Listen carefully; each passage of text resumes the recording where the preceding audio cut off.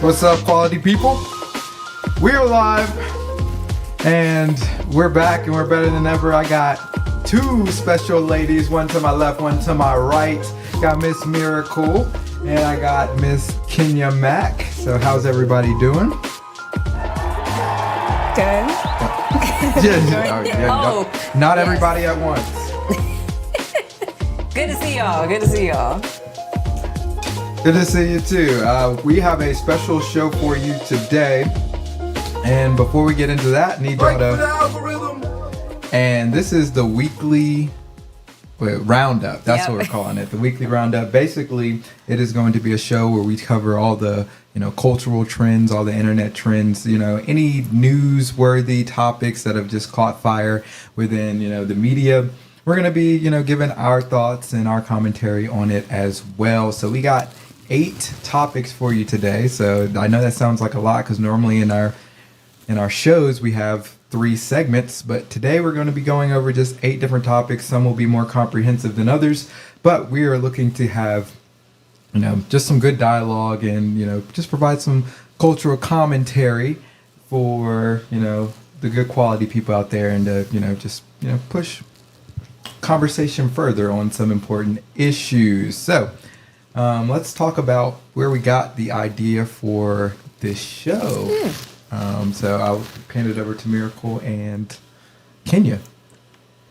Well, I mean, Josh and I have been talking about having quality news, and Miracle just happened to be in a position where we were able to ask her, like, hey, we would love for you to come on and just talk about the cultural aspects of life. And also, she's really into, like, pop culture, and she's really good at finding all these new things that I don't pay attention to anymore. So I feel like she'd be great for it.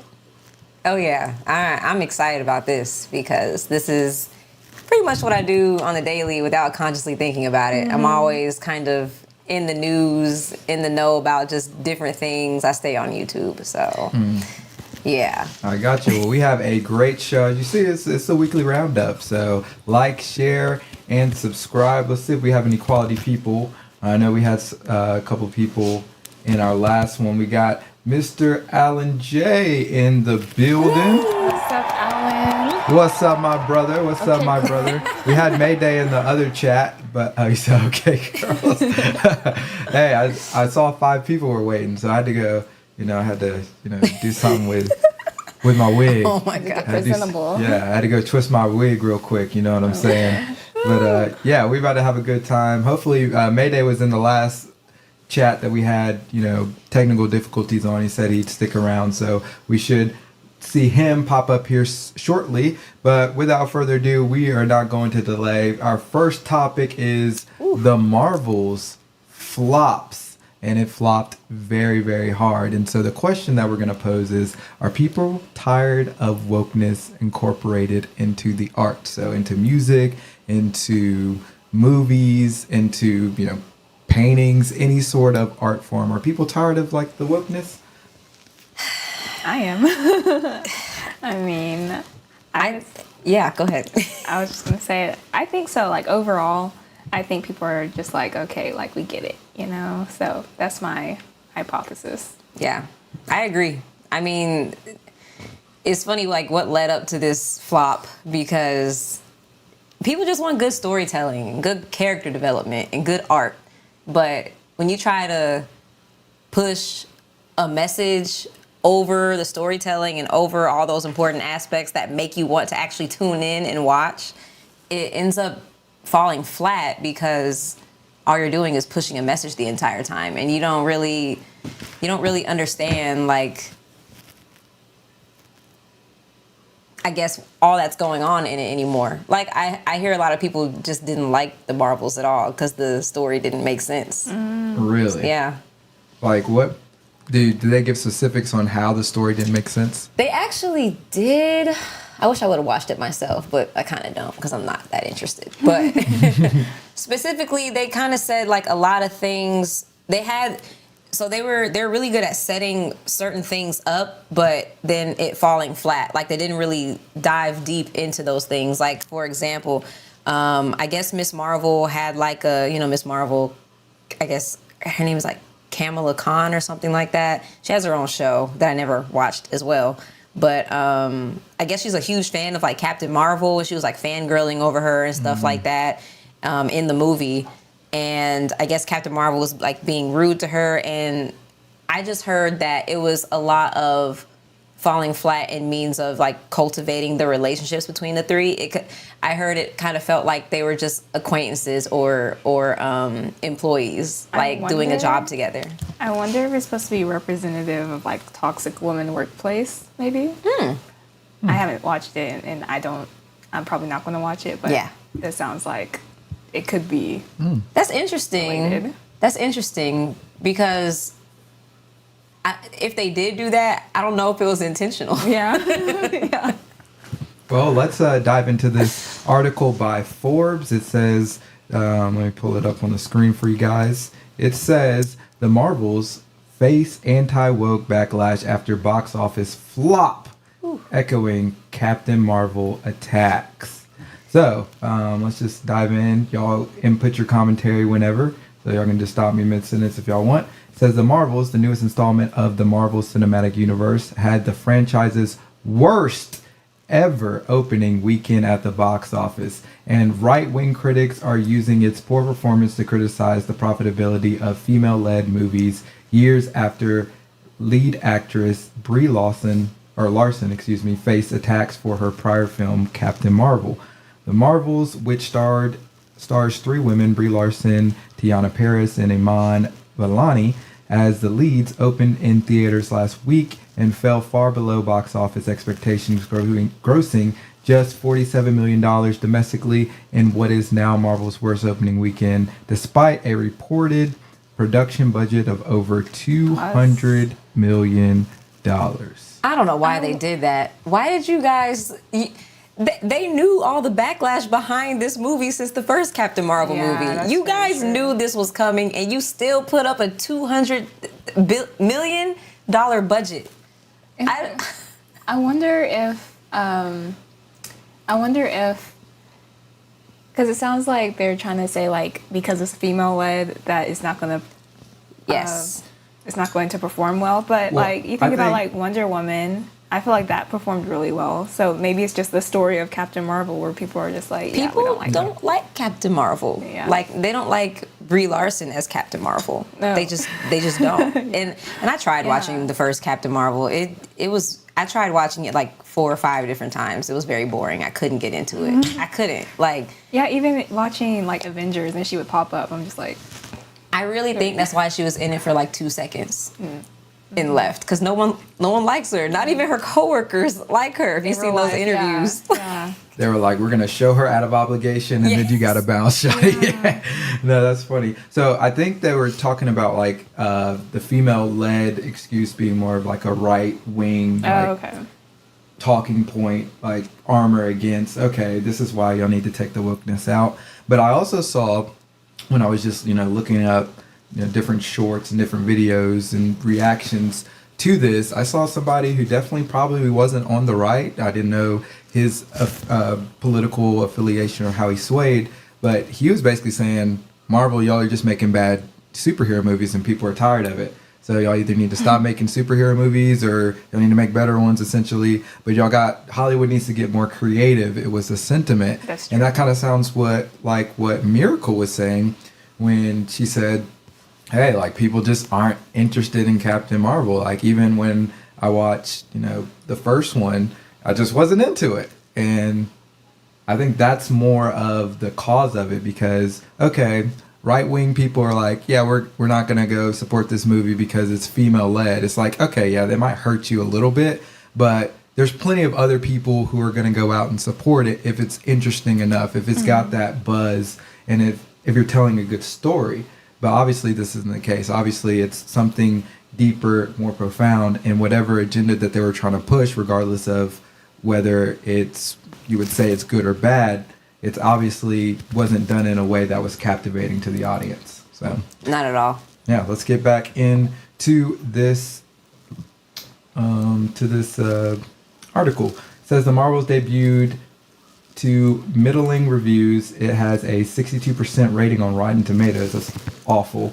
Ooh. Though the audience score is higher at 84%. Yeah, because they pay people to go and leave good reviews and get that score up. So you can't really trust the audience score sometimes. Not at all. Sometimes at some point, though. Suggesting the film hasn't been subject to the same review bombing campaign that Captain Marvel faced, in which the scores of people left negative reviews before the film release. See, they learned. That's what happened. They were like, we're not going to let what happened last time happen this time. So we got about 200 homies in the back. And as soon as we press the button to release this thing, y'all go ahead and hit enter on your keyboards and send that good review. So, yes, that's exactly what happened. Because, and that's how you know not to really trust these things, because they're orchestrating the entire ordeal. Like, guys, just because it's female led and they're all diverse does not mean people are going to watch it. It just doesn't mean that. I like the idea of you guys trying to expand and have more character representation. Fine. Okay, cool. But there's a way to do that that's actually, like you said, captivating to the audience, where people want to watch it, instead of you guys preaching to the choir all the time. I definitely agree, because I love what is it, Wonder Woman? Yeah, Wonder it was Woman. great. That was a good story. That was a very well told story, Yeah. and I don't care that it's a female Exactly. led. And I've watched plenty of other content or movies that have been female led, and I'm not like, oh, this is female led, they're pushing an agenda. I want females, like, if you want to tell a story where a female's a superhero or female's the main character, as long as you're telling a good story, I don't care. No right? one But you gotta actually execute cares. the story. Like, it sounds like they just didn't execute the story. Yes. And then when you mix in some of the wokeness agenda that they're trying to push, now It it doesn't just help. makes the matter worse. Yeah, Absolutely. That's low hanging fruit to me. Like, that's such a tired excuse as to why your movie didn't perform well. It's female led and people are sexist. That's not true at all. There are plenty of female led movies and female led action movies throughout the years that have performed exceptionally well and way better than what maybe male led movies would have done. And so that's just such a horrible excuse as to why your movie didn't work for people. Absolutely. The story is king. As like they say, content is king. The story is king. Like, they're just not executing on what is the most essential thing, essential part of executing a well-developed story. Mm-hmm. And so because of that, that's why it seems like they flopped. Yeah. So it seems like we're picking up here. It says the movie has been targeted by some right-wing critics who accuse the female-led film, which stars multiple women of color, of being woke. Conservatives have waged war on Disney for months, criticizing several of its films and shows for focusing on racial diversity and LGBTQ themes, and for the company's feud with the Governor Ron DeSantis, which ramped up after it openly criticized his "Don't Say Gay" law. So, what do y'all think about, Disney and its push to make everything about, okay, we're gonna prop up women, we're gonna prop up, the LGBTQ community? What do y'all think about that? I just think like it goes back to what you guys were saying. Like, just tell a good story. Like, movies back then were just so good. They were amazing. And now it's just like you're just constantly being pushed in a certain direction to accept something rather than just have a great story. Like with The Little Mermaid. Like, I didn't watch it yet, but like I heard that they didn't let the prince save her. Like, that's the whole point of Little Mermaid, is for him to save her. And then even in, there's another movie where she's not allowed to be, Snow White, the Snow White movie. She can't be saved anymore. So it's just like, Well, that's why it's delayed, because people are like, yeah, we saw what y'all did with Little Mermaid. Y'all need to probably take it back to the studs and rebuild this thing, because it's already what built. we're hearing, well, no, it hasn't come out yet. No, I mean like. Oh, yeah. Like, You're talking about the already, story is already built. Yeah, so it's like, you can modernize some aspects of it, but if you're telling a specific story, you need to stay true to the core of the story. Yes. But if I'm watching The Little Mermaid or Snow White, I want to watch The Little Mermaid or Snow White. Exactly. I don't want to watch your version of it. I want to watch the version that captivated the world and made Disney what it is today. And my thing is, if you want to put more black characters or more female characters in more movies, fine. There are stories that make sense that line up with that. Why can't Disney find African stories and create those stories and make it Disney friendly and put more black people in those roles if that's what y'all want to do? But it was, as much as I love the cartoon version of Little Mermaid, my favorite Disney movie, I was not too happy about the remake because it felt like a cheap shot at diversity. I'm like, okay, so you made her black to cause a controversy, pretended you didn't try to cause a controversy, and wonder why the movie didn't perform as well as you thought it would. I don't get that. And to me, she wasn't, whatever. I think a movie that did really well with being diverse but still sticking to like the actual story was The Cinderella with Brandy. I felt like that was made really well. They didn't like push like diversity in your face, but like obviously it was there. But they stuck to the story. It was really good storytelling. Like, it was fantastic. I agree. That was a good execution of like the colorblind thing they're trying to do. I feel like they tried to do that with The Little Mermaid, but it was a little weird. I don't know. Like, it just felt like King Triton was just cheating on his wife the whole time. I'm like, there's no way you all have the same mom. I'm confused. Like, no. Yeah. Well, yeah, my thing is, I don't care if a character that was traditionally white becomes a different race or is played by somebody, if they're just like, okay, this person's playing it, they won the role, right? That makes sense. So I don't care that if Little Mermaid is, white, black, Hispanic. I don't care about that. The problem is, it's like when you say, oh, it's going to be the first black Little Mermaid, and it's like, well, Again, okay, a it's cheap like, shot at diversity. yeah, it's like, yeah, we see what you're doing. It's like, y'all didn't just let her be black because she's black, and if she was the best person for that role, then yeah. Now, what I heard was her singing was great, which obviously it's she sounds it was Halle, just right? like Ariel. She sounds just like Ariel, so it was wasn't it it was Halle a good Berry? choice. Halle Berry? Halle Or- Bailey. It wasn't Yeah. Bailey. Halle Bailey, not yeah. Berry. I'm sorry. That just just years of hearing Halle, just slipped out. Yeah. But yeah, I heard she sang beautifully, but the acting was a little bit to be desired. Yeah, I'm not a huge fan of her acting. Not even when she was on Grownish. Honestly, I wasn't a fan of most of their acting on Grownish, but it was. Yeah, I agree. Yeah,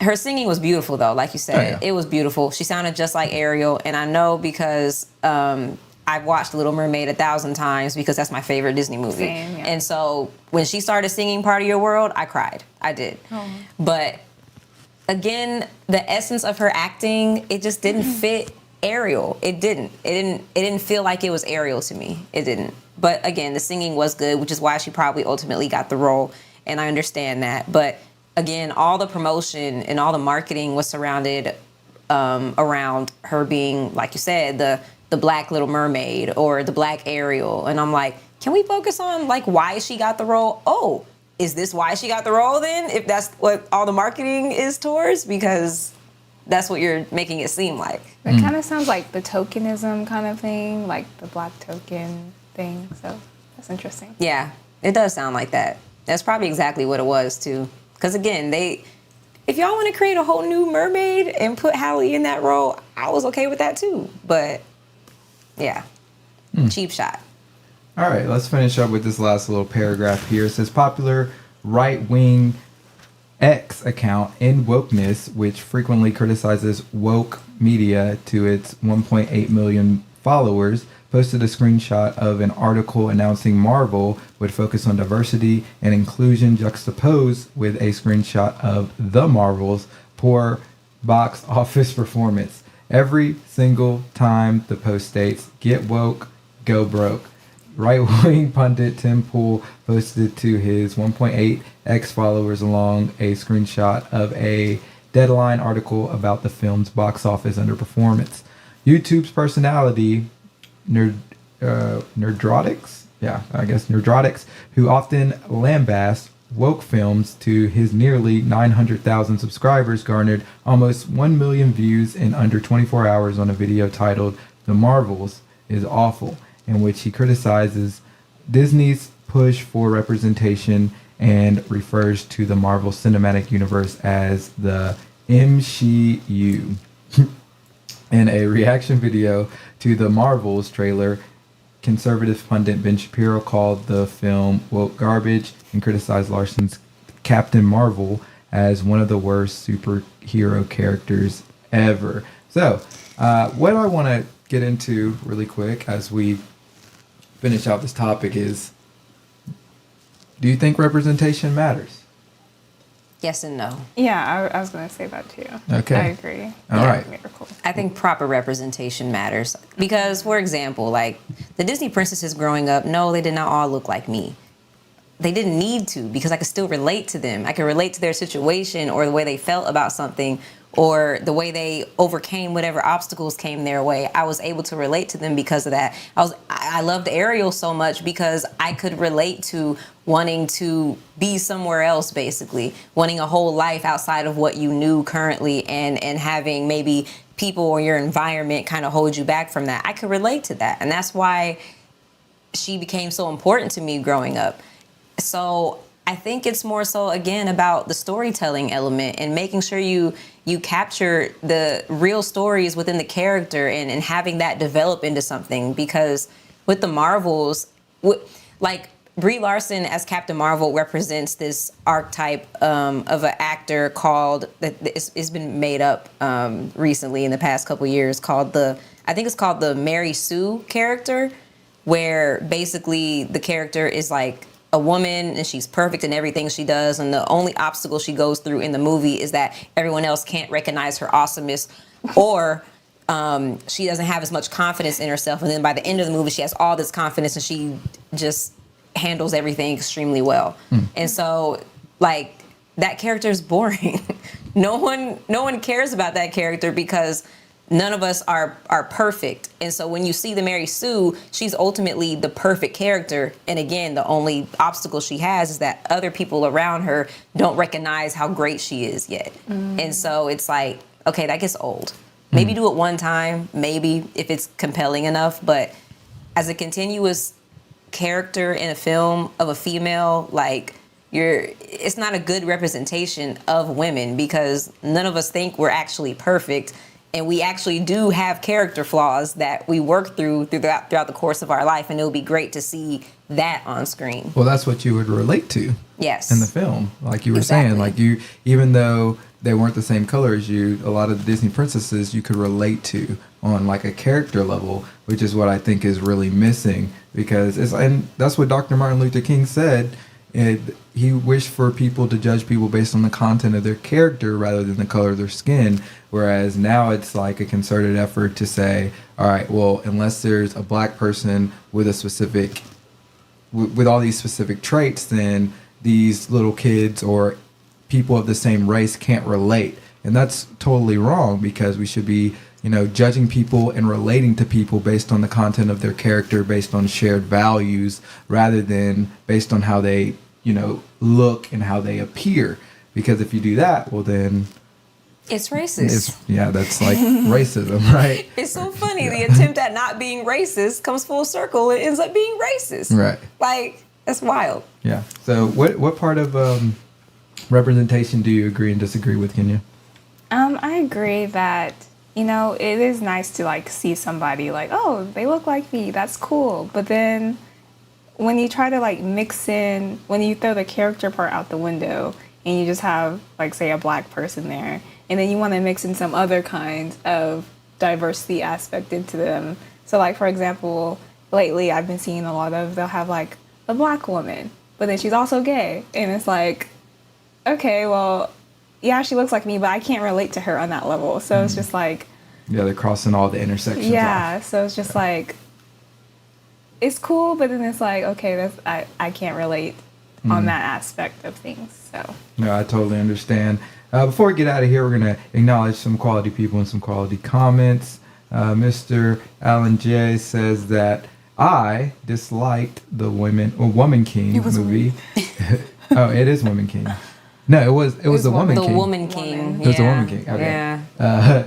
But the Women King movie, it was weird to me but okay movie. Yeah, I didn't watch it just because like the history of it. And I Yeah. was like, they're trying to make it seem like powerful black women, but then it's like they were slave masters and stuff. So I was like, okay, Yeah. I'm okay. I wasn't okay with that narrative either. Yeah. Like it was very weird. Yeah. My mom, I guess that was a response to my mom saying, I recently watched The Woman King with Viola Davis and thoroughly enjoyed the plot and the cast of the black female stars. But that's kind of up my mom's alley. She's like warrior woman, like type of mentality. And so I think it, depends on, and she's a black woman. So it's like, I think it depends on, kind of who you are. And if my mom's not somebody that keeps up with how the movie was pushed. So Yeah. she just watched it because he was like, "Oh, warrior women, let's see how it is," and she could relate, which is good. But if she would have saw the lead up to it, she probably would have been turned off to it a little bit because it's like, oh, they're just pushing this to check off boxes, not to actually tell the story. Yeah, and that's the thing. Like, I feel like if the marketing wasn't so heavily focused on the race and the surface level representation and everything, and instead just focused on the story and the plot and the characters and what's going to happen. And picking the best person to play those roles. Yeah, I feel like a lot more people will watch these movies with diverse casts. Like, but when you alienate people, they're not going to feel welcome in the theater to watch it. Especially as a lot of people say, this isn't for you. Okay, well, if it's not for me, I'm not watching I it. get my dollars. Exactly. No, I definitely agree. But do you agree the Marvel flops are people tired of wokeness incorporated in the arts? Let me hear what you have to say down in the comment section below. Until next time, we will see you. If you're in the live chat, we will be right back.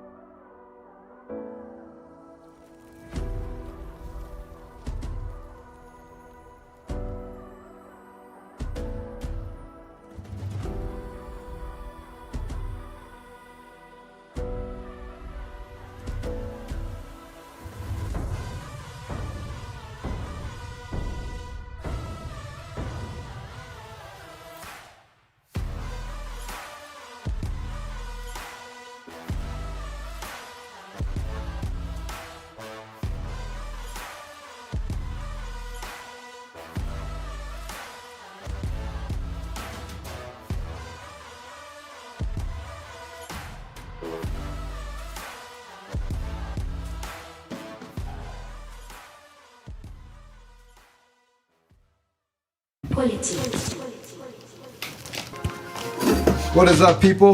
Welcome back to the weekly roundup. I got Miss Miracle. I got Miss K-Mac in the house. This is quality entertainment. We are so glad you are with us. Make sure you, because we're on a mission to spread some practical religion. Based off our last topic, Alan J says, so we should create some movies then. Yeah. Amen.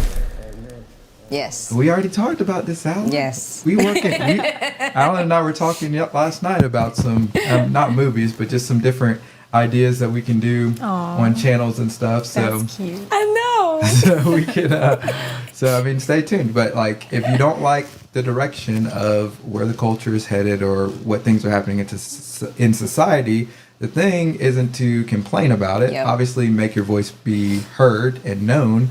But you also need to go about the proper channels and the proper procedures to make that change. So whether that's creating content like this to put your voice forward and to build a community that fosters the values that you espouse, or making movies. So, Yep. Yeah, absolutely. He said, "Yep, it's not good storytelling to me anymore. Just seems really tired. That's why it flopped." Yeah. Absolutely. So let's get into our next topic. Indy Gregory robbed of life. This is a very, very sad story. Yeah. And the question is, should government decide who lives and who dies? What do y'all think? No. Yeah, that sounds like a communist government. I'm not here for it. Team small government here.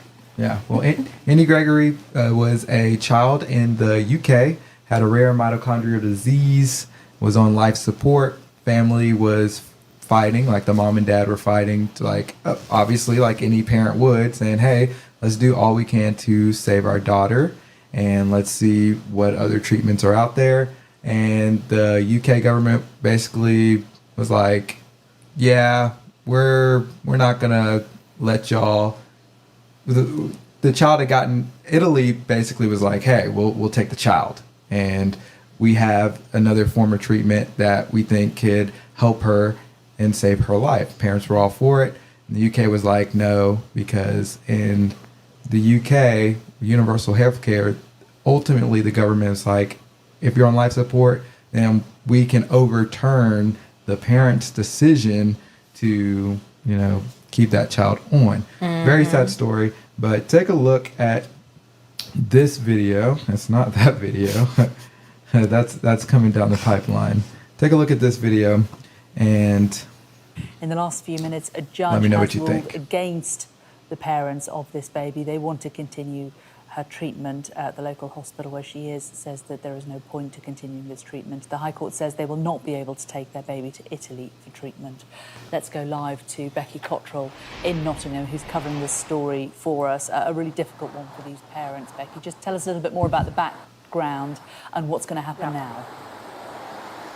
Yeah, so Indy Gregory, just 8 months old, she has a rare mitochondrial disease that essentially saps her of energy.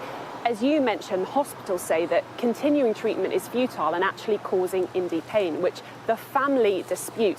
Now, the hospital had previously successfully argued in court that she should be withdrawn from life support. The family had a... Hold up. So the hospital goes to the government essentially and it's like, hey, yeah, there's this kid here, mitochondrial disease. We think we should basically pull the plug, essentially. What is y'all reactions to that as future mothers? I wish they would. I will be sneaking on a plane to Italy that for night. real. Like I don't care what. Like I'll go to jail over that. That's ridiculous to me. How dare you think that you have a say in whether my child lives or dies? That's insane to me. Yeah. Especially when there's an option. You don't want to take that chance? There's an option where it's not even going to affect like the UK in the grand scheme of things, and you're just like, yeah, no, Right. they have to go. Like, excuse me? Like, how do you have the gall to come up with an argument against that? That's wild. I would love to be inside that person's mind. Yeah, and like, I guess that's happened a lot more though. A lot more than this one time where they just are like, oh, you're on life support, like we can't.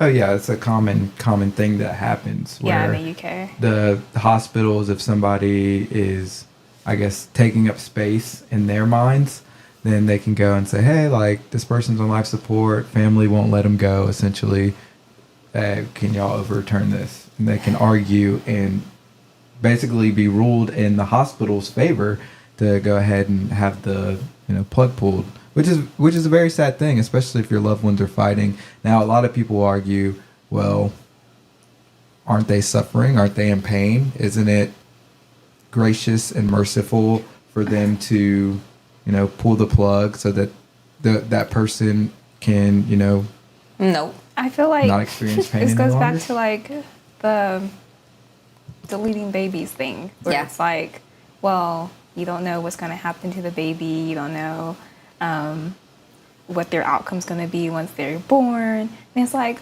well, you also don't know what good things might come. You also don't know. Well, one, is it even up to you to know? Like, just a lot of questions. Yeah, like it's not your call to decide Yeah. that. Like, I'm gonna pull the plug because they're suffering and it's probably just better for them to die. Yeah. Who are you to say that? Yeah. What?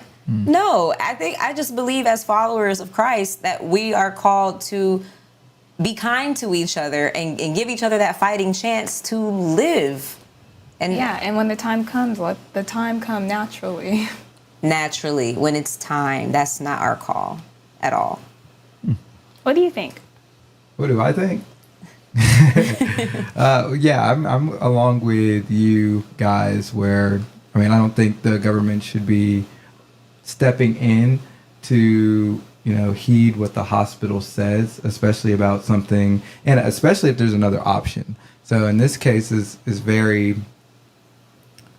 very interesting because you have Italy who had granted this child citizenship so that the child could come and get treatment to possibly extend the child's life and to, cure the child potentially. And it's not even, I'm not sure if it wasn't considered or eventually, or that wasn't enough to say, all right, we're still not going to, we're still going to move forward with pulling the plug, which I think is very sad. It is very sad. It is. I think what's even more sad to me is like, ultimately, I think they decided, to stick with this decision to pull the plug, the hospital, because ultimately it's about money and space. Absolutely. And that and that's one of the risks of universal health care, by the way. That's one of the risks about it, because everyone gets the same treatment. Now, yes, everyone deserves health care, and that's a different problem in and of itself, but universal health care is not the true system that we believe it is. And this is one of the risks of that. Other people have a say in what goes on in our own lives, and it can ultimately lead to decisions like this, because what if that were you and your child? Like, Yeah, very true. I mean, I think a lot of people don't understand the dangers of having like a governing body rule over everything, because people will complain about capitalism and, it's like a free-for-all, but it's like, yeah, it still gives people a fighting chance, everybody a fighting chance to climb, and advance social economically greater than where they are now. Whereas we have a governing body like communism, then the government is over everything, but also the government still has to run itself like a business. Goal of a business is to still be profitable, year in and year out. And so what do you think it's going to do? It's going to operate like a capitalist, except it just has control over, more control over your life. And so that can get very dangerous, because it can say, no, you're going to stay here, right? And now there's plenty of things within, our capitalistic society that holds people back that, need to be reformed. But all in all, it gives the greatest amount of people the best chance to advance socioeconomically. Can't even say that word today. Let's continue on. Feel that they had lost that. And then came this offer from a hospital in Rome. They said that they would provide an alternative form of treatment for Indy, and that it would be funded by the Italian government. Now, the hospital, even after that intervention, said they still thought the best course of action would be to remove life support. So both parties went back to court this week, and just now we have got the judge's decision that Indy will not be allowed to go to Italy for treatment. And just let me read you some sections of that judgment. So he says, what would be the benefit of transfer to Rome? The answer is that on the evidence and my earlier judgment, there is none. On the contrary, continuation of such treatment would, on my findings, perpetuate a high level of pain and suffering for Indy. Hold up. All right, so the judge is basically saying that, hey, you go to Rome, I still don't see the benefit, because it's just going to perpetuate even more stress on the child, even higher levels of pain on the child. So what do y'all think about that? BS. I still think it's not up to you to decide that. Like, that's not your child. And they're trying to leave the country anyways. So what does it, why do you care so much? Yeah, exactly. Why does it matter? Why is it even in court? Well, it seems like that this judge is saying that it knows best for the child more so than the parents, or is making decisions for the child over the actual parents of that child. Now, there is situations where a judge needs to step in absolutely. and, like, DFACS or Child Protective Services, but I don't think this is one where you're talking about whether the child lives or dies, because even if the child experiences pain now, if it's something that could potentially save its life, then, what's the risk? Because if the child's already dying, then, it's why are we rushing that? Exactly. I mean, you could say that about anybody. It's like we're all kind of dying, so you can just Might as well just cut it off right there. Right. Yeah, Might as well just yeah. But like at least that would give the child a fighting chance. And say something miraculous happens, then you never know. It's a testimony right there. Miracles happen every day. Also, there was a medical option that could have at least extended the child's life to give way for a miracle or a medical miracle to happen. So I think it's just really sad that that judge ruled not to even open that possibility open or not to have that possibility manifest itself, because you never know what's going to happen. That judge should be ashamed of himself. Yeah, absolutely. Mama Prophet says the UK has conducted a cost-benefit analysis that has no biblical basis. Amen. Yep. Obviously not news that the family wanted to hear. I have heard that they will appeal this decision. Now, there is a thing called a stay of execution, which means that Indy cannot be taken off life support while that is in place. We understand that is in place until 2 p.m. tomorrow afternoon. If the family lose their appeal, Indy will be taken off life support.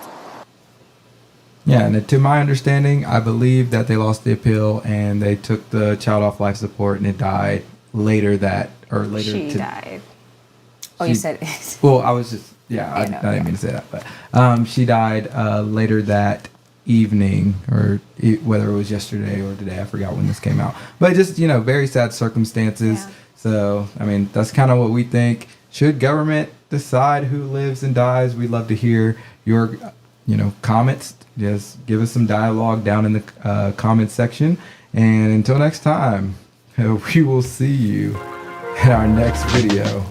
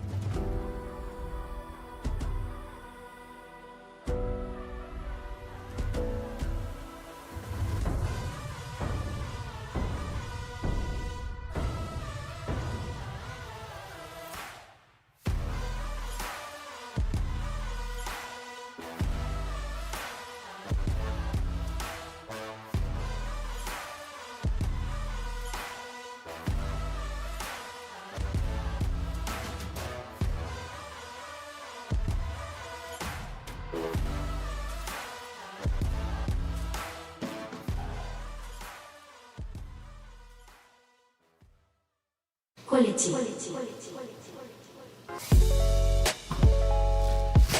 It's the weekly roundup.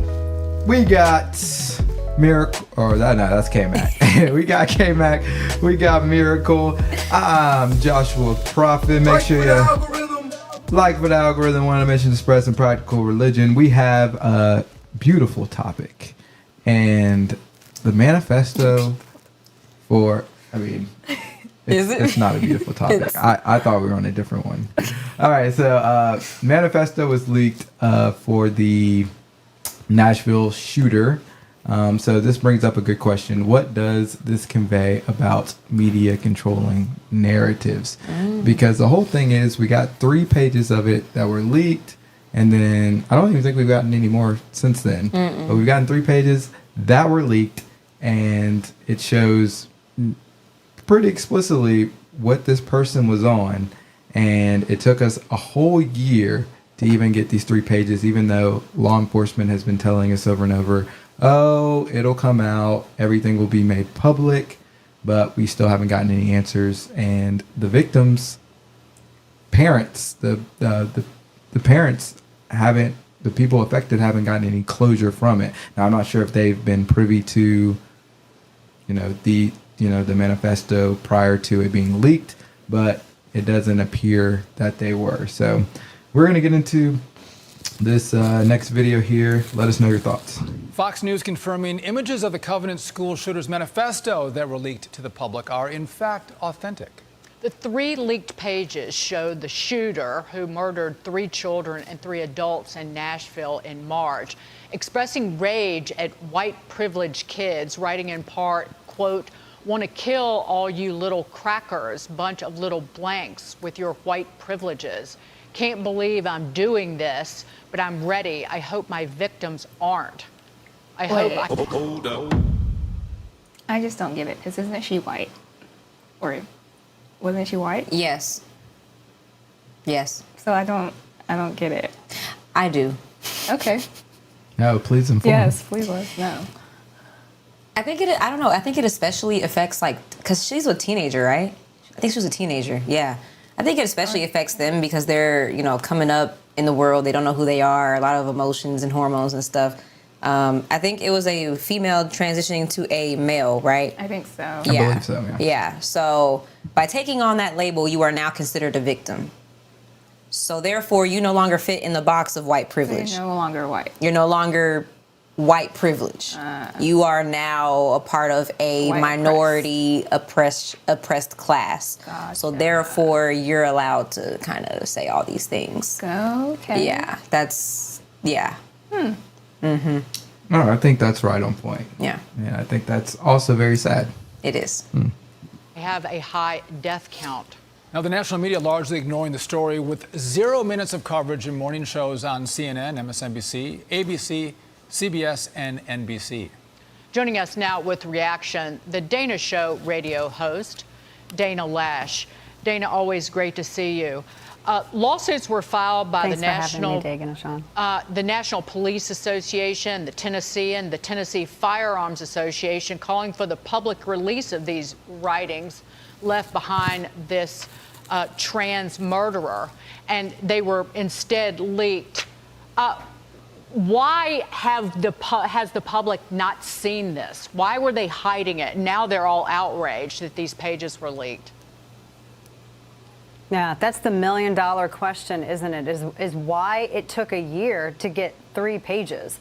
Why it's taken this long to get 3 pages. I mean, they should have released this from the very beginning, because honestly, this is kind of what we all suspected, number one. But number two, I think part of the reason, to answer your question, as to why they didn't release it, I think it's because it destroyed 2 narratives. You had the narrative about trans terrorism with radical gender activism, but you also had the narrative about gun control. And everything that was said in the wake of this horrific tragedy, you would think that law enforcement, you would think that these agencies would be further compelled to release it. I mean, remember the Tennessee 3 that were invited to the White House and that disrupted proceedings in the state capitol and made this huge, they turned it into a civil rights stance on the backs of these victims. This was all due to what happened at this school. They were calling for gun control. They were calling for limiting all of our rights based upon assumptions that they were making. And when you don't have a motive, when you don't have a clearly written manifesto as this murderer left behind,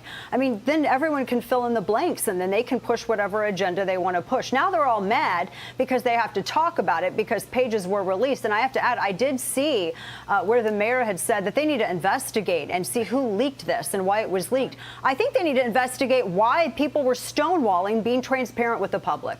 Hold up. And so, yeah, what do you guys think about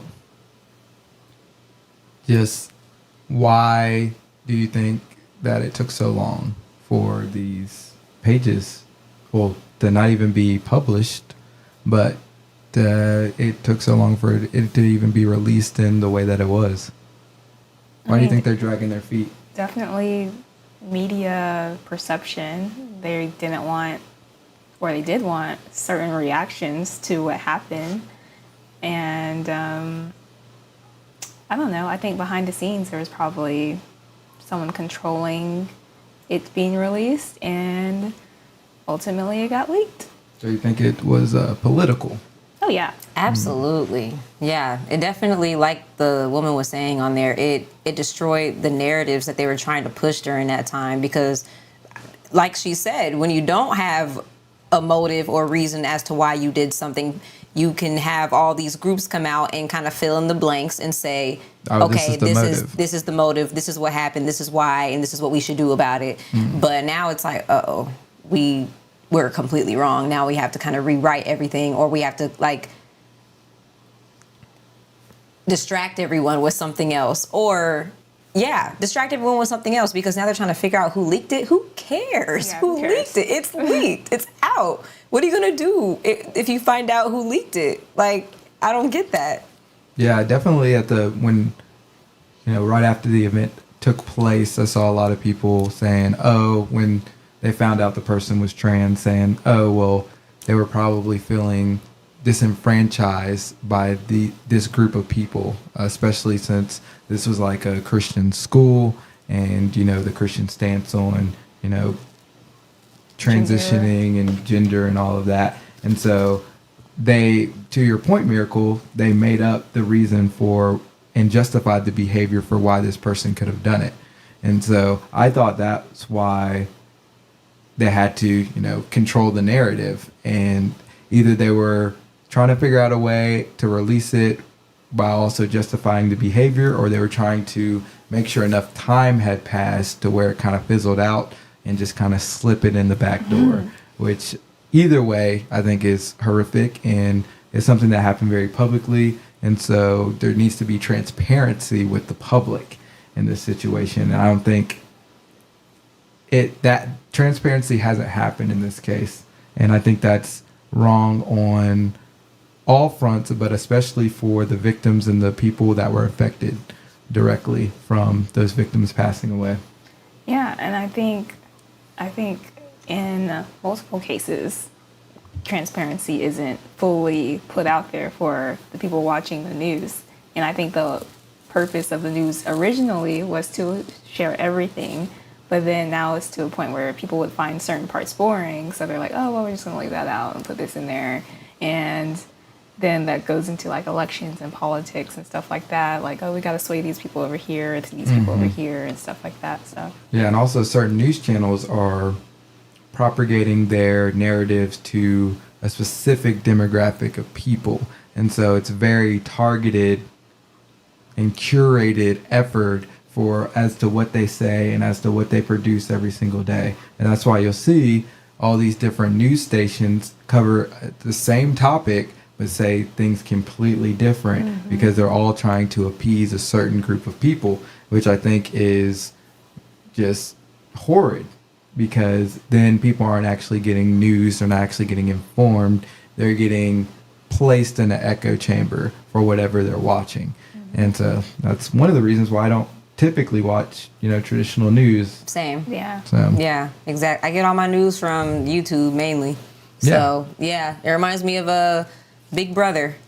Oh You yeah, gotta have a 1984. scapegoat. Yeah, exactly. In 1984, they had the room where they would scream at their enemies and have the whole, I forgot what they called it, but it would be all of them in there and they would scream at their enemies. And it's kind of the same thing here with controlling the narrative and everything. Like, you need that scapegoat to keep everyone distracted so that you can kind of do whatever you need to do behind the scenes. exactly. And so that's a lot of what I'm seeing right now, and it's kind of scary how close we are to that. And it's something that needs to be talked about more, but people are kind of just choosing to ignore it. No, I mean, absolutely. I definitely agree. So, I mean, what does this convey about media controlling narrative? We gave you our thoughts. We would like to know yours. We're going to move on to our next topic. We will see you over there right after this break.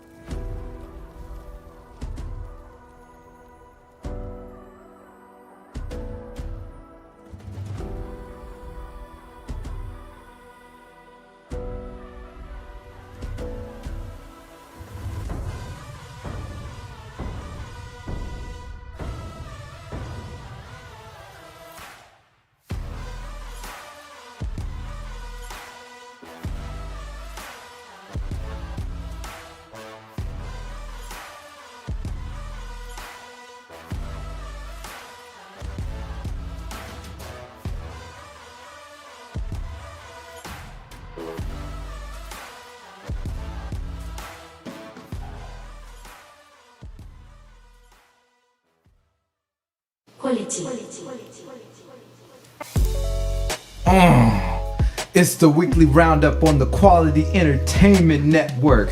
I'm your boy, Joshua Keys, Prophet. That's Kenya McIntosh. That's Miracle Stillman. Is your middle name Monique? Yes. Okay, I always want to say, because Gab's middle name's Monique, I think. You think? It's a common middle name. Hey, people. That and Nicole. People, make sure you. Oh, look, guys, we got a super chat. Woo! More Skittles. That's gonna be the theme. Get us some Skittles. I like that.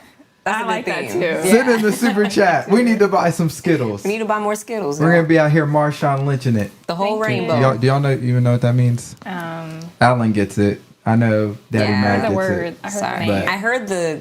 No, Yeah. it's okay. Y'all just be quiet. Okay. Y'all just be quiet. I don't It's a know. sports. It's a sports reference. You Wait, know? yeah, I was gonna say football. Yeah. It had to be football. Yeah, football. Go ahead. Football. Football. Okay. Come on, say it in your. She does a deep voice all the time, mocking me. Now I she doesn't can't. want to do it. Now she doesn't even want to do it. Man, but thank you, Thank you, Mama Prof. Prophet, for the $5 super chat. We greatly appreciate you. T Max says he has a bad aura. Hey, I can neither confirm nor deny. Hey. But yeah, we have another great quality topic. Candace stands with Kiki. What? Yeah. Do you love me? Are you writing? Well, I know somebody who doesn't love Forgot the Kiki, words. and that was her. I was trying to continue and I forgot the words.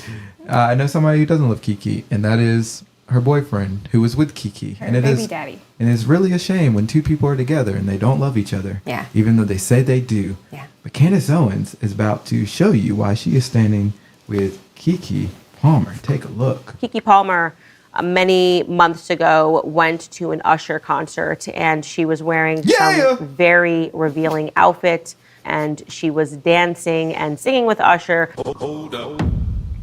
That looks a little crazy. Oh, that was big That was a news at the lot. time. Yeah. Don't you ever do that to me. I never planned to. Same, Alan. I would never. Just saying. We already talked about this. So. But yeah. No, these are just jokes. Because it's about to get real serious in a second. For sure. For sure. Is that your serious face? It was until you broke it. Yeah. I know. Yeah. It's just- She can't look at me without laughing. Come on. I can't. Yeah. It's already broken. Can't, never, could do nothing. On him.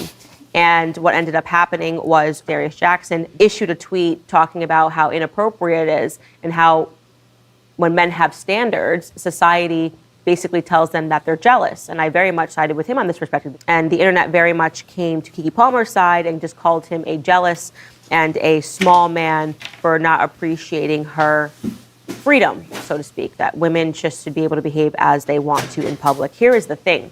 Two things can be true at once. It can definitely be true. What I said is that women should have some respect for their relationships, and what Darius Jackson was saying at that time was valid. It still is valid. But what has now been brought forth in Kiki Palmer's filings are surveillance camera images of her ex, Darius Jackson, beating her at her home.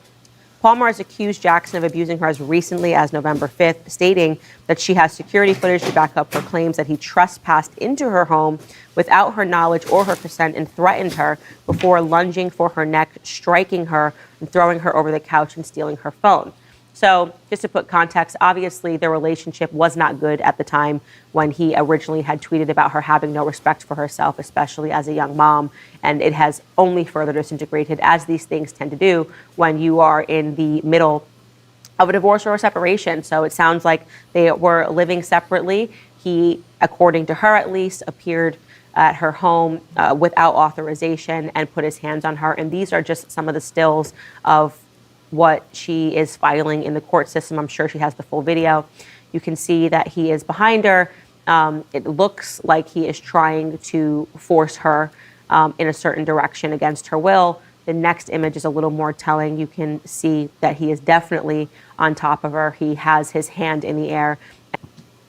That looks brutal. Yeah, I saw the video.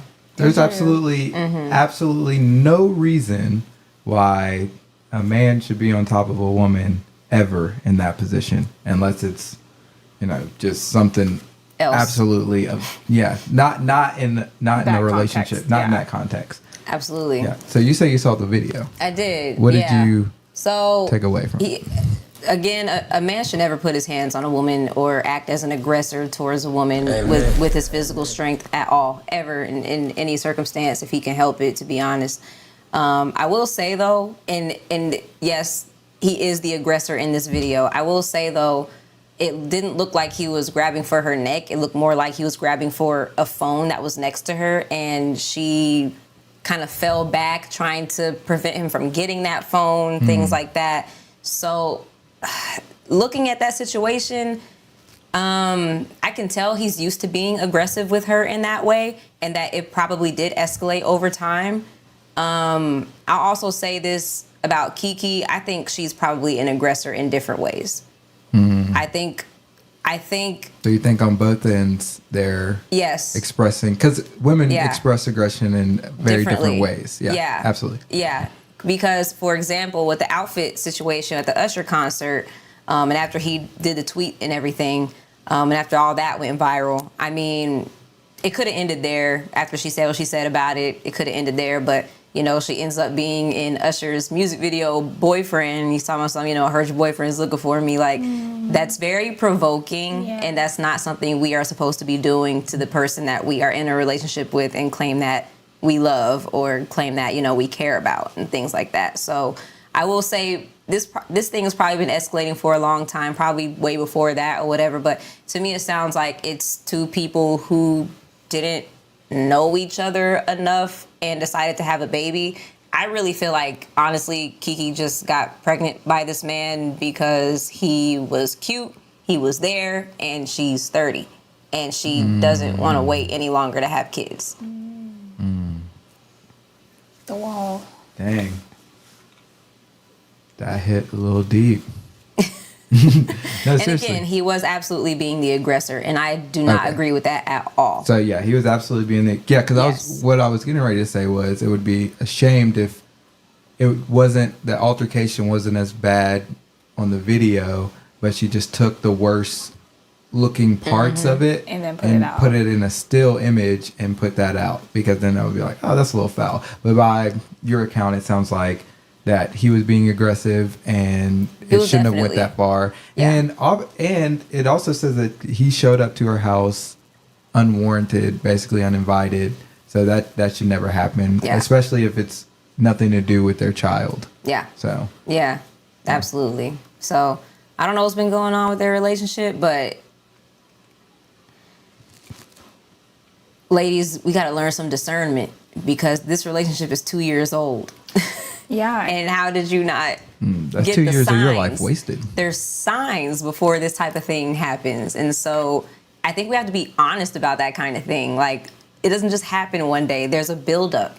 There's things that go on around you and within the relationship that lead to this point, especially if you're being aggressive with each other, if you're provoking each other, if the fights end up with being physical and there's no real resolution and it's all emotionally heightened all the time. Like, this is something you should see coming, to be honest, at your age. What do you say to the people who are like, well, sometimes you can't always see abuse when you're in it? Yeah, I hear that a lot. Yeah. But I feel like somebody out on the outside sees it. Yeah. Like, I feel like the person on the outside will most likely bring it up to you like, hey, I think this is concerning. Hey, I think you should watch out for this. And I feel like at that point, it's like you're either going to listen to them or you're going to be like, oh, I'm going to stick it out, see what happens. So it may be an issue where the people around her either didn't warn her or that she didn't take heed to their advice. Probably. I think it's the second one. Because her mom even made a video. It was like, oh, he's an F boy. Yeah, I saw that. Yeah. So. But maybe her mom's been warning her and then Steve Harvey warned her. Now it's blowing up.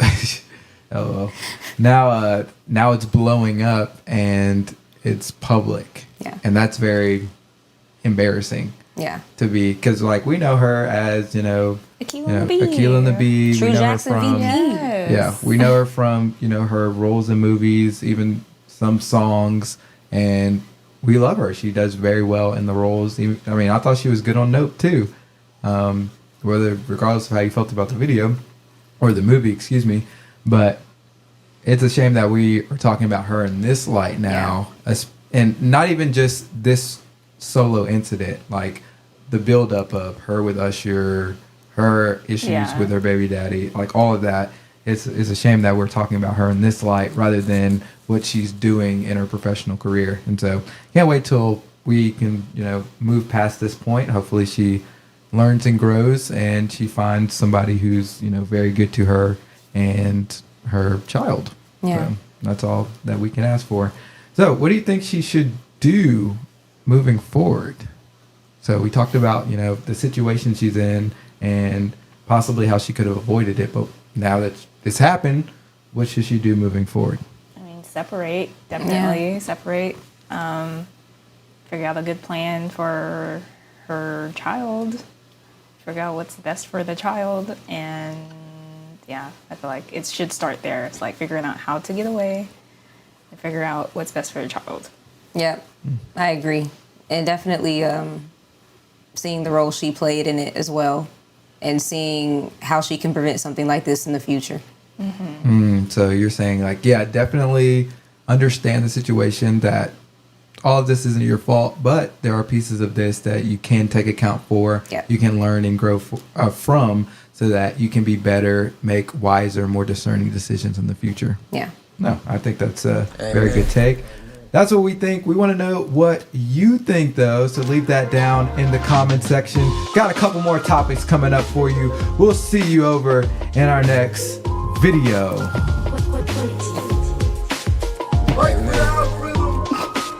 Gary. That was aggressive.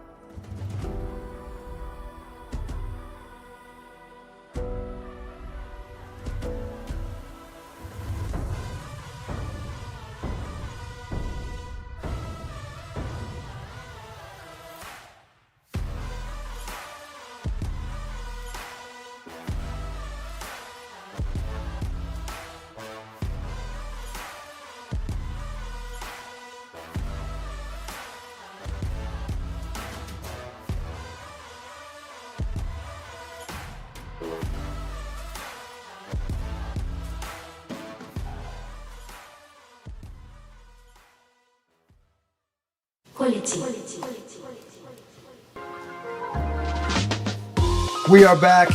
It's the weekly roundup. I'm Joshua Prophet. We're about to have not a profitable conversation, but we're about to have a good one because we got Miss Kenya McIntosh in the house. We got Miss Miracle Stillman in the house. And it's about to go down. Like for the algorithm. Make sure you like for the algorithm because we got 3 more topics, great topics coming up that we must discuss. And our next one is Congress. Just keeps, actually, that is not the one that we're covering. This is the one. That's our next one. Our next one is Michael Knowles shreds Megan Rapinoe.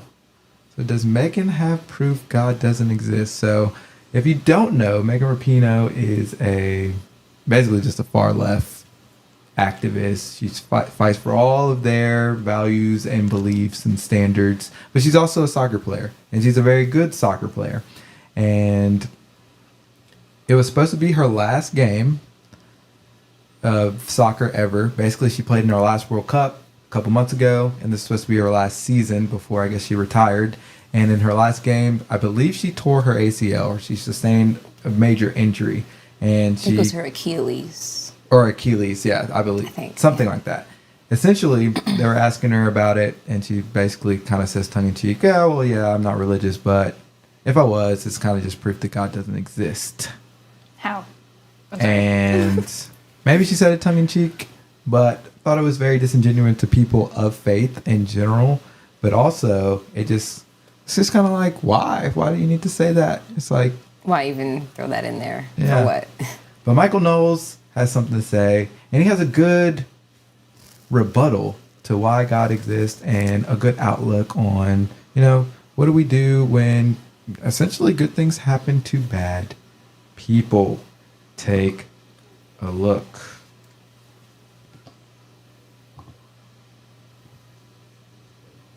I'm going to have him over.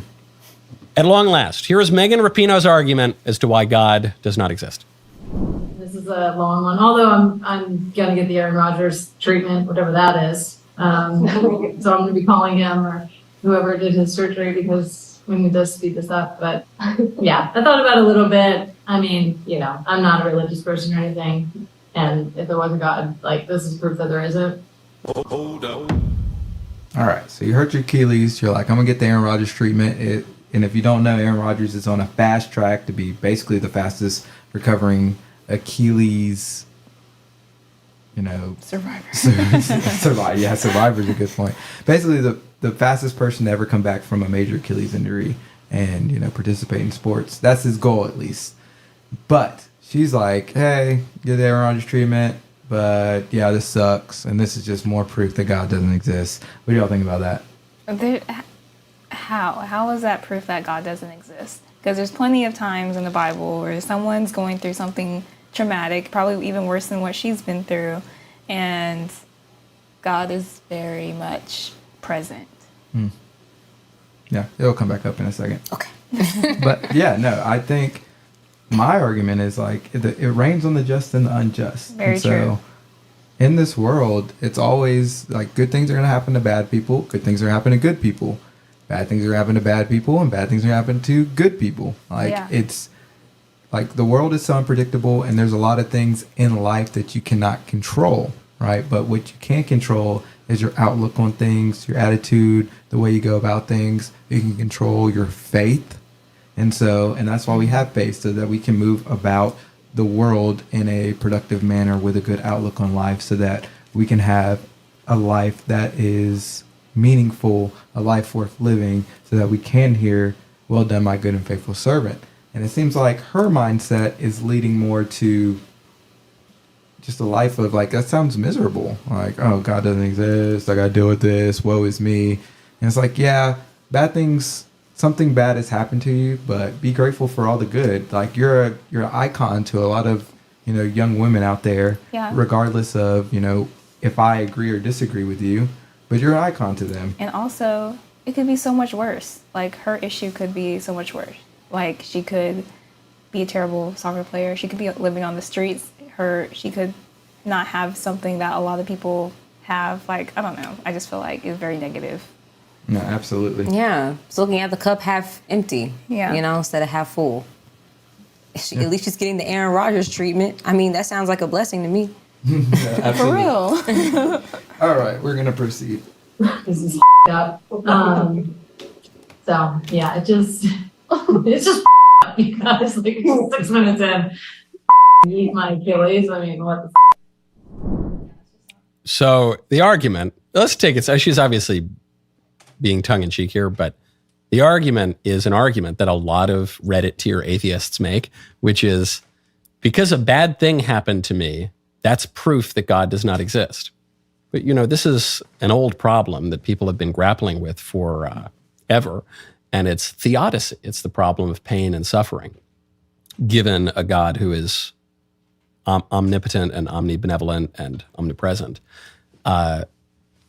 Some people, I think, have pointed to this as a great example, a great counter-argument to the argument that Megan Rapinoe thinks she's making.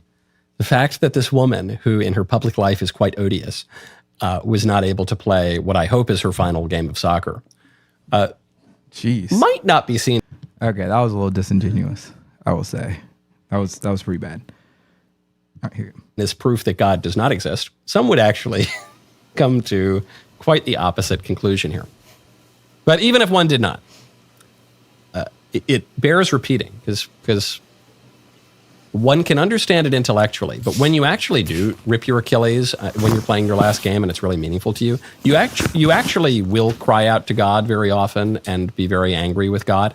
Even faithful people will do that very often. So oh my God, I can't believe this happened to me. Jesus. Lord, Why? what if God would? No, they won't say that. I have a bit of sympathy for Megan Rapinoe here. But when you think about it intellectually and you remove yourself from the immediate pain of it, you can see it all quite clearly. Suffering is not a proof against God's existence because suffering has no moral quality in and of itself. It is the reaction to suffering that has a moral quality. And the reaction to suffering can be one that is degrading and is vicious, or the reaction to suffering can be edifying and sanctifying. That's kind of what I was alluding to earlier. It was like, well, yeah, it's like bad things are going to happen to you, but how do you move forward? Do you move forward in a faithful way? You know, it's still being a servant unto God, unto your beliefs, or do you say, woe is me, and you turn into sin, essentially, or into, you know, impurity, into like this egotistical, basically like this egotistical, like everything is about me, everything needs to serve me, and because it hasn't, now I am pouting and throwing a pity party, essentially. And so there, yeah, he's absolutely right. There's two things to go about it, and the act itself isn't good or bad, but what we assign or how we react to it is what makes it good or bad. Like the response is what is moral or immoral. You can come out strong. Whatever doesn't kill you makes you stronger, would be a shallow way to put it. And that's the case. And why is there sin and death in the world? Because man has free will and abused his free will to rebel against God. And as a consequence of that, sin and death pervade the world. And there are eternal consequences for sin, but there are also temporal effects of sin. So when you commit a sin... Yeah, that's why, like, I know you mentioned, like, good things happen to bad people and bad things happen to good people sometimes. Like, that's just part of life. I don't know. I feel like technically we're all technically bad in a sense because we're all sinners. So that kind of like aligns with what he was saying about like, because we are in a fallen world, we all have free will and we're all sinful in some manner, some way. It kind of makes sense. Like sometimes bad things are going to happen to us either way, no matter what. So, yeah. That's an interesting way to look at it. It's like, well, if we're sinners and bad, and there's bad going on in the world because everyone's a sinner, well, of course, something bad's going to happen eventually. I don't know what, I don't know when, but odds are something bad's going to happen. And that might be like a negative way to look at it, but I don't know. I feel like that's how it is. I don't know. Yeah. I don't think that should be your overarching outlook. Yeah. Right now, I understand the sentiment you're at. Yeah, like, I mean, again, we have free will, like you were saying. And I think in Megan, her name is Megan? Yeah. Yeah, I think in Megan's case, her game before this one was supposed to be her last game. But because of her free will, she decided to play another game. I see. And I guess within that first few minutes, she tore her Achilles or did whatever to her Achilles, right? And so she didn't listen to God. Ooh. That's what I hear. Hate to see it. Because she exercised her free will, and then because of that, and not turning to God for her decision making, the consequence followed. Exactly. That's a good point. That's a good point. She did exactly what she wanted to do, and here's the consequence. Can go and, as it says in the gospel, you can go and confess your sins, and the successors to the apostles can forgive your sins. They can give you absolution. And that takes... So that was a Catholic view. I don't necessarily believe that. Yeah, I think he's Catholic. He is Catholic. Yeah. But I don't necessarily believe that other people can forgive your sins for you. Now, they can offer you forgiveness if you've done a wrong against them. But ultimately, like the sins that you commit against the world, essentially, I think only Christ can. And that's between you and your relationship with God. Yep. So that's just a slight difference between Catholics and, I guess, Protestantism. Yeah. But, I mean, I understand his sentiment. Yeah. Absolutely. Care of the eternal consequences of sin, but there's still temporal consequences of sin. If you go out and steal a candy bar, and then you go and you say, I'm sorry, I apologize, God forgive me, please, and then you receive absolution from God, well, the shop owner is still out a candy bar. He's still out a couple of bucks. There's still a temporal effect of that. And so sin and death pervade the world, beautifully described by John Milton in Paradise Lost. But the happy ending to that is that there's a solution, and there's actually redemption that comes through suffering, and ultimately through the suffering of the perfect victim who's totally innocent. And that's why we say on Easter, oh, happy fault that won for us so great, so glorious a Redeemer. So probably... Yeah, that's great, because Christ suffered in order to make us whole, right? And so he gives us the pattern that, there is suffering in becoming, in resurrecting and overcoming whatever it is. And I often use, lifting weights, like you got to suffer through the pain of the lifting weights to get stronger and bigger and all of that. And athletes got to go through the struggle and suffering of practice and being super disciplined and getting up and eating the proper diet in order to perform at the optimal level. And so there's a lot of things in life where suffering is just a part of becoming great. And so when something that we perceive as just undeniably bad happens to us, like, I wasn't able to, essentially for Megan, like I wasn't able to continue my suffering so I can be great in my field. Now I have a setback, right? So I suffer in a way that I don't want to suffer. Then she kind of feels some type of way. And it's like, oh, well, then there's just no God, because if there was a God, then everything would just be great in my life, right? Which is absolutely not, that's not what God's relationship is with man. Mm-hmm. Yeah, people like to use God as their personal genie, well, because everything didn't go the way I wanted it to in my life, there can't be a God, right? Mm-hmm. No, that's not, how it works. It's bigger than you. Exactly. And that's why, in Christian circles, there's some messages that are preached like that. Yeah. Or some people will come through that and then be super disappointed and then really rebel against Christianity because what they thought their relationship with God was supposed to be. That, and they just thought, I just didn't have enough faith. Mm-hmm. And because I didn't have enough faith, God didn't bless me. And that's absolutely false, right? And this walk with God is exactly what it is. It's a walk with God, and he's guiding you through the hardest parts of your life. He's guiding you through the suffering and the trials that you have to face on a daily basis. And he's going to help you, make discerning decisions so that ultimately when you overcome these and when you get past them, you're getting past them in the best way, the most efficient way, so that you live a life of purpose. Exactly. At least when you're in the wilderness with him. No, absolutely. So. Probably a more in-depth answer than Megan Rapinoe was looking for, but since that is her final game of soccer, I figured it would be a good opportunity to give it to her. So, yep, that was that. T-Mac says, things happened. He told her that was her last game. Don't blame God for your faults. Things happen. Heal and keep God in your heart. She better pick up that Bible. Period, Mom. I'm going to pray for her. I hope that she does. Yeah, absolutely. Yeah, so I guess that's what we can do. We can pray for her because it's apparent that she will not pray. But does Megan have proof God doesn't exist? We would like to hear what you think down in the comments. Talk amongst yourselves down there, and we will see you in our next quality video. We got 2 more topics coming up on the weekly roundup. Y'all stay tuned.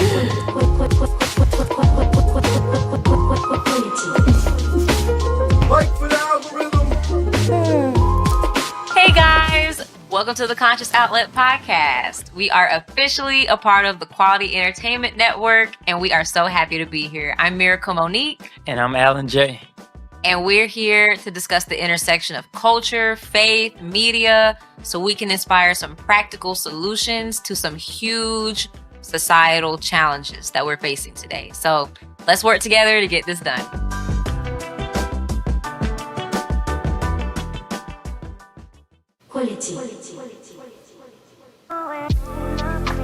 The weekly roundup. It is November 17th, 2023. I am Joshua Prophet. This is Kenya McIntosh. That is Miracle Monique. And we are the Quality 3. We are missing one. So we aren't the Fantastic 4. Alan J's, chilling at the crib or wherever he is. He might be traveling in the United States. Right. The Quality people, I need you to... Because we're on a mission to spread some practical religion. We've had some great topics today. But now we're getting to another topic. And that topic is Congress just keeps kicking the can down the road. So they're supposed to be, approving a budget for the good people of the United States, but they just can't seem to work together. Not even on a budget to benefit the people of the United States who supposedly elected them. And so this brings up the question, does our elected officials represent the pulse of the American people? What do y'all think? The pulse. Like what the average American actually represents? Do you think the politician represents who that person is? No, I don't think Because so. that's the whole point of having a representative. It is. Like But the no, I don't character, think so. like the character of the elected officials, or the Like the heart of the people. like represent what the people actually want. oh no. No, I don't think so. Why do y'all think that? I mean, I feel like if that were the case, then we wouldn't be struggling trying to figure out a budget to prevent a government shutdown that will prevent people from actually going to work and like put people on furlough and stuff like that. So I think if constituents were really a priority, they wouldn't be in this limbo of trying to figure out, okay, what's best for the people. But really, it's just a big political things behind the scenes, like they're not getting what they want. just like just stuff behind the scenes where they're like, oh well, if you do this for me, then I'll do this for you, but if you don't do this for me, I'm not gonna approve your budget. Like I don't think it's about the people Yeah. for the most part. For most of them, I don't think so. I think it's about their political status and power more so than what the people actually desire or need. Yeah. And so a lot of the, rivalrous conduct between the two parties are a result of selfish and egotistical interests more so than, actually what the people of America, because we need gas prices to come down. I can't fill up my tank of gas, but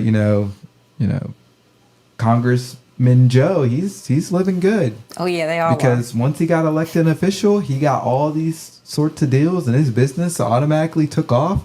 And so he's only on that government salary, but he's getting paid outside of it, and that's what happens when you elect these officials. And so and it's not that they can't be businessmen. Yeah, I don't think it's a problem with like, okay, if you're in office and you're also business savvy, also like know what stocks to go into, like okay, whatever. Insider trading. Wait, without the like insider trading. I mean, but like if you have the savviness to be able to go from using that government salary to being like whatever multimillionaire, like whatever, okay. But if you're putting like the people that voted you in below all your decision making, then I think that's an issue. Yep. Yeah, I think the problem is that it's like, oh, your business is doing good now that you're a congressman, but what I voted you for, nothing of what I voted you for has gotten done. Yeah, I think that's terrible. Maybe you're not even voting for the things for the interest of what I voted you for now.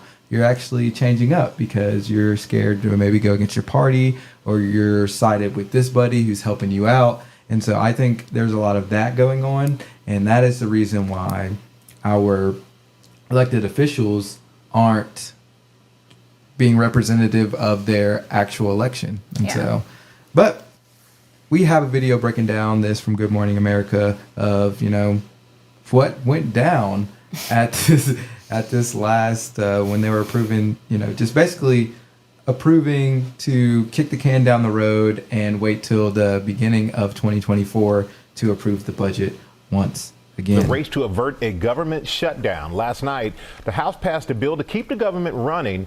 Now the Senate has to act before Friday's deadline. Senior congressional correspondent Rachel Scott is tracking it all on Capitol Hill. Good morning, Rachel. Michael, good morning. And Congress is on track to avert a government shutdown. But I got to tell you, much of the focus was not on that critical vote, but rather the behavior of members of Congress. Elbows allegedly thrown, words exchanged, and a near fist fight in the Senate. Hold up. Where's the class? Aren't we supposed to be all educated? Right. Hello. Where's the decorum? Yes. Like, come on. They're throwing bows? Right? Elbows? At kidneys? At kidneys. Oh, that is crazy. Man, that's crazy. This morning, Congress is one step closer to averting a government shutdown. The bill is passed. The House passing a short-term bill to keep the government funded through early next year. But the new Speaker, Mike Johnson, faced significant opposition from his own party. Congressman Jordan, are you going to be supporting this plan? I don't think so. I think we're surrendering. 93 Republicans voting no. What did you tell those members who call your plan a mistake, who say it's a surrender? We're not surrendering, we're fighting, but you have to be wise about choosing the fight. Johnson's bill passing with more support from Democrats than Republicans. Last month, the same move cost Kevin McCarthy his job, leading to weeks of paralysis and party I didn't mean for that to happen. And tensions clearly still running high. Congressman Tim Burchett, one of the 8 Republicans who ousted the former speaker, accusing McCarthy of elbowing him in the kidneys. What kind of chicken moving? Oh, they got some WWE going on. Spicy. Look at that picture down there. The pettiness. Look at that picture down there, right there. That's what's happening in our Congress today. They don't care about your vote. They don't. That's wild. No, they do care about your vote, because if you don't have your vote, then they can't be running again. But they don't care about the substance of your vote. Yeah. What is behind that vote, they absolutely don't care about, because all they care about is elbowing old Joe in the kidney so they can get what they want. So they could be propped up on the high horse. Because the thing about it is, all of these guys, they want to be the guy in the high seat when whatever bill is passed that represents the values of their side. So if you're at the top and you get Roe v. Wade re-overturned, or the new Roe v. Wade introduced essentially, and you're on the left, you want to be the guy at the top. But you don't want that to happen as maybe a liberal. If you're not the guy at the top, you might actually vote against it, because you're like, oh no, it's not the time, because I want to be the one who brings it to the forefront. And I think that is the mindset. I'm not saying that that's a scenario that would happen, but that is the mindset of all these politicians. It's just a race to the top. Yes. And then it's like, okay, now I'll actually vote for and try to push stuff through. But then by the time that happens, it's too late, because the exact strategy that you're doing is being employed on you when you're at the top. Yep. So, I mean, isn't that the definition of crabs in a barrel or whatever? It is. I wish we could show the Boondocks Sounds like clip. insanity. Yeah, it is insanity. And so, I don't know what needs to happen, because these officials keep getting reelected, and the new ones that get reelected, they just get defiled with and corrupted with what's currently happening. And so there's almost no way to reform it. Yeah. That reminds me of this Boondocks clip where it's literal crabs in a bucket. And it's just the episode where he's like explaining how that's how the culture is right now, where no one's allowing the other one to get to the top, because if one goes down, we all go down, basically. Mm-hmm. So Boondocks is solid. Yeah. Great show. And that clip is hilarious. You're pathetic, man. You are so pathetic. Oh, man, I tell you what, that kidney shot, that hurt me. That was a cheap But shot. that didn't hurt as much as that vote. You didn't vote. It didn't hurt as much as that. But I was trying to get that bill through because I wanted to look good. I'll take that kidney any day, but that vote, that hurt me. It hurt me right here. He said, "You're pathetic." You're pathetic. You're pathetic. Were they all mic'd up when this happened? Right. I'm like, Was this planned? right. Yeah, somebody brought out their phone. I'm ready for this fight to be in circulation. I know, right? World Star. Yeah, he was shout out World Star. I'm ready for this to be in circulation. Somebody, I want to see that kid. Yeah, I need to learn that move. I'm saying. You know, you get hit in the kidneys, you make somebody pee themselves. Oh, yeah. Happens all the time in boxing. And he makes one pee blood. Yeah. Yeah. It's crazy. It's wild. Man, you're trying to make somebody pee blood in Congress. It's crazy out here. Then they're old that is where too, your so vote is it's going more to, likely ladies to and happen. gentlemen. Unless they're missing a kidney. Hey, this elbow was brought to you by the American people. Oh my God. Yeah, it's wild out here, people. It is. Hey, we got to do something about this. If we can't laugh about it, if we can't laugh about ourselves and where our votes are going, then what can we do? But it's sad. What can we do, though? It's very sad out here. It was just a cheap shot by a bully. McCarthy denying it A ever bully. happened. Did you elbow him? Okay, no, I did not elbow. This is hilarious. It is. This is so. Yeah, this reminds me of like when a reality show? Yeah. Right? This reminds That me would of actually when be a Jim good got in a reality fight show. with John on the playground in 5th grade, and you know Jim hit him, bam, like right in the nose, bam. Hey, John was like, whoa, what happened? Over like kickball or whatever. And these are fake names, by the way. I was like, He's like, bam. John's like, whoa. John walks, bloody nose. You know, teacher's like, what happened to you? Jim hit me. Yeah. And then teacher goes up to Jim, did you hit him? No, I don't know what happened to his nose. That's what we were watching in real time. It's crazy. it's a reality show of the White House. No, yeah. The real elected officials of America. But it's terrible because like there's people from other countries looking at us like, wow, these Americans are a joke. Like, Right? It's terrible. Hey, I wonder if they, got the folding chairs like WWE. Just Oh my bam. God. Or like the Montgomery. The Alabama brawl. Hey, I wonder if somebody took off their hat and did the. I want to see dudes swimming again. That was Hey, like, yes, that was great. Like, on the next renovations in at the Capitol, they're gonna put in a ring, one of those bells, the ding ding ding. oh my They're God. gonna It put sounds in like a all bell. of them need to take some boxing classes and get out this extra aggression they got towards each other. No, that ain't gonna help. That's gonna fuel it. The testosterone's Shoot. really gonna be pumping in. It should be low at this point in their life. There's not much. Right, I mean. It's just Or maybe it's not. Maybe they're taking- From a bully. Right, he's just a bully. He's just a bully. He's just a bully. Did you hit him? No. No, I don't know what you're happened. talking about. I don't know. I never hit him in the kidney. Oh, this is wild, man. Across the Capitol in a Senate hearing on unions, Republican Senator Mark Wayne Mullen of Oklahoma challenging the witness, the president of the Teamsters, to a physical fight. You want to do it now? I'd love to do it. Oh, let's Stand go. your butt up then. You stand your butt up. Oh, hold on. Big guy. Oh, stop it. Yeah. No, let him Meeting fight. Chair Bernie Let him Sanders fight. immediately. No, see, we take his ring off. No, that needs to happen more often. Yes, it does.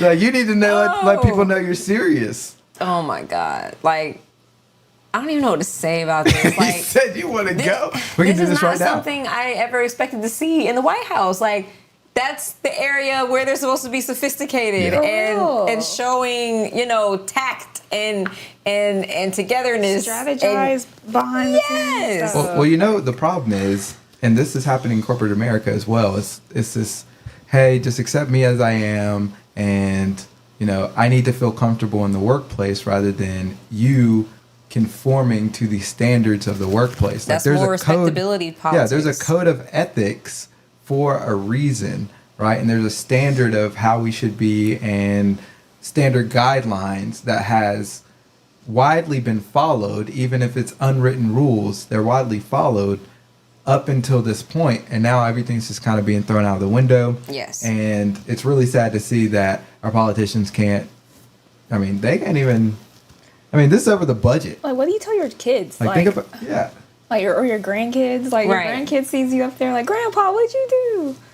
Did you get him, Grandpa? I was saving the American people from this demon. Oh, my God. He's pathetic. So I had to save him from this demon. I want some public apologies. We're going to church because just like I laid hands on him, I'm gonna lay hands on you, little Johnny.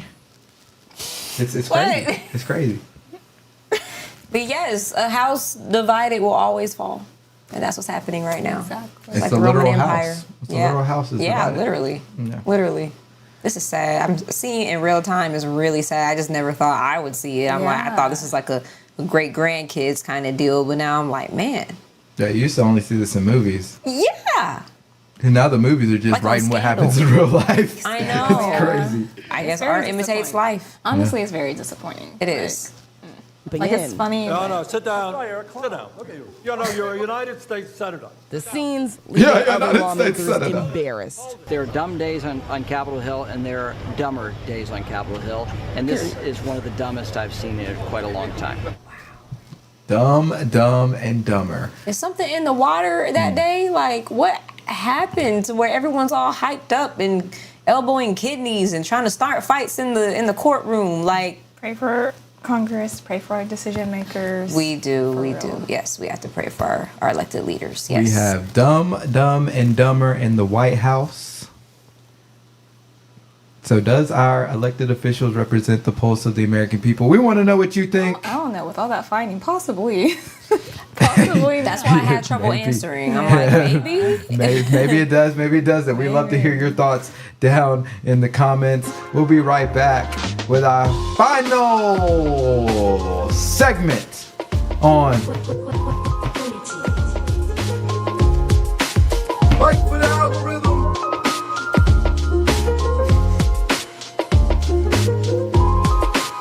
Hey guys, welcome to the Conscious Outlet Podcast. We are officially a part of the Quality Entertainment Network, and we are so happy to be here. I'm Miracle Monique. And I'm Alan J.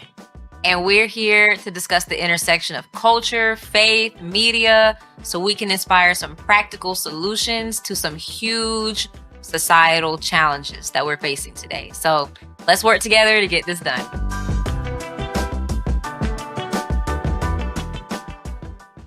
goodness.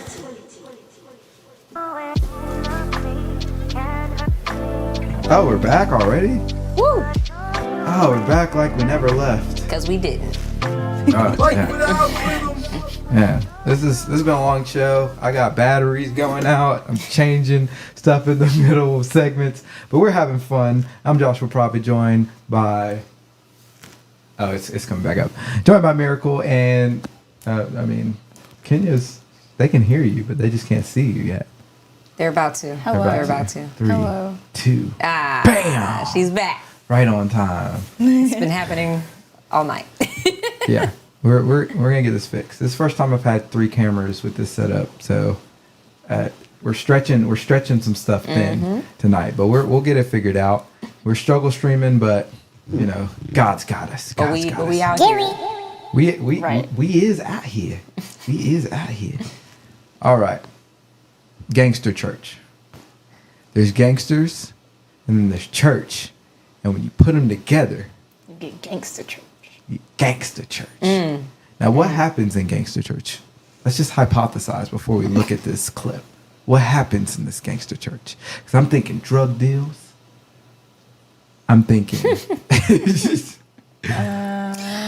I'm thinking people slain by the Spirit. Maybe not the Holy Spirit, but by a Spirit. What are y'all thinking? Man. I'm trying to wrap my head around the drug deals.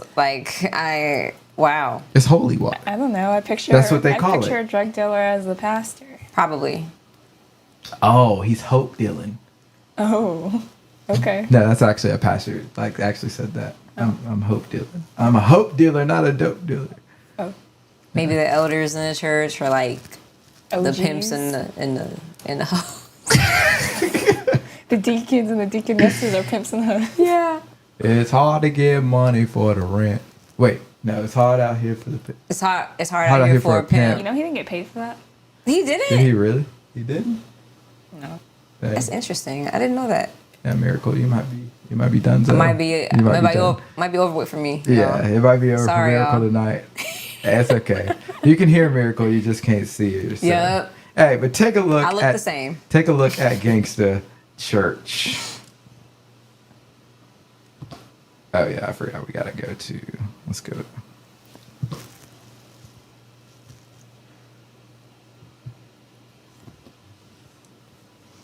Gangster Church. That's what grandmama said. You got to go to church and find you a good man, right? So I found this brother, he was a gangster, so he took me to the gangster church, okay? Now I want y'all to go with me. If you want to go with me, say, I'll go with you. I want y'all to clap. Y'all been to church, go, dun, dun, dun, dun, dun, dun, dun, dun, dun, dun, dun, dun. Let me tell y'all what happened at the gangster church, right? Big old blue sign. Pookie and them tabernacle of faith. You know what I'm saying? It was all good. And the choir was marching in. They having their khakis and they Raiders jerseys. You know what I'm saying? And they was marching in. And that was just the women. So, they fell on in there. So, that the big player got up there. He had a Jerry curl, y'all. He had a big old gold tooth. He said, word up. We up in the His House of God, y'all. And we finna bust this A and B selection for y'all. And the first song we finna bust is called Jesus is the Homie.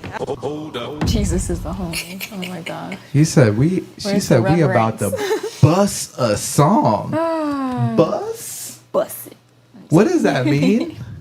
Can somebody tell me what bust? We about to bust a song down? I don't even know. Miracle's a definition. Now this one, I don't know what she would mean by that. We're gonna bust. Bust down, I guess. Bust down, Tatiana. See, that's exactly what I thought of. Now that can't be it. Like it's church, right? Yeah. So We gonna bust down something in the name of Jesus? right. Is it supposed to be? That's not holy matrimony. Okay, how about a bust down weave? I'll think about that. Like it's like a slave. Yeah, exactly. Or isn't it like a watch or something? Oh yeah, like when they bust down watches. Yes. They put a bunch of diamonds and stuff. There we on go. Yep. Exactly. Yep. there, which is gangster like. Yeah. Let's proceed. Okay. Old player got to sing and it was kind of cool, y'all. He said, I say Jesus is the homie. Oh, he's the homie. We be kicking it all the time. The choir say, he the homie. I say Jesus is the homie. That's when you got to do the Carlton. Oh gosh. I still remember that dance. You know what I mean? Oh yeah. You got to sit there. Yeah. I don't think that's it, but It was like. carry on. No, that's not it. Yeah. I got too many moves in my head right now. We be kicking it all the time. The process. He the homie. I said on Monday. He the homie. I said on Tuesday.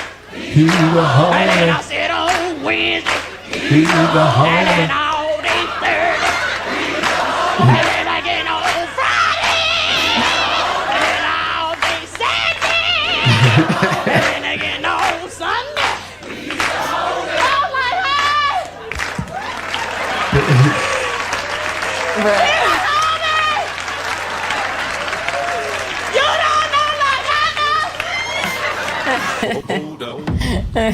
Is Jesus the homie? I don't know. I feel like there should be more reverence than homie. That's how I feel. For but some people, that is reverence. I don't know. Feels watered down. Yeah. You know, feels disrespectful in a way. Yeah, that's how I feel. But we ain't talking about church. We talking about gangster church. Yeah. I've gotten too serious over the years when it comes to God. Right? But I don't for good play. reason. I don't play with him. Yeah. I think maybe earlier in the years. Earlier, I'd be like, hey. Yeah, yeah, that would have been funny. What's up, God? Right. But there's like now as I get to know him better, I'm like, wow, you really deserve like my best self. Like even if I can't always come to you like that, but it's like, you know.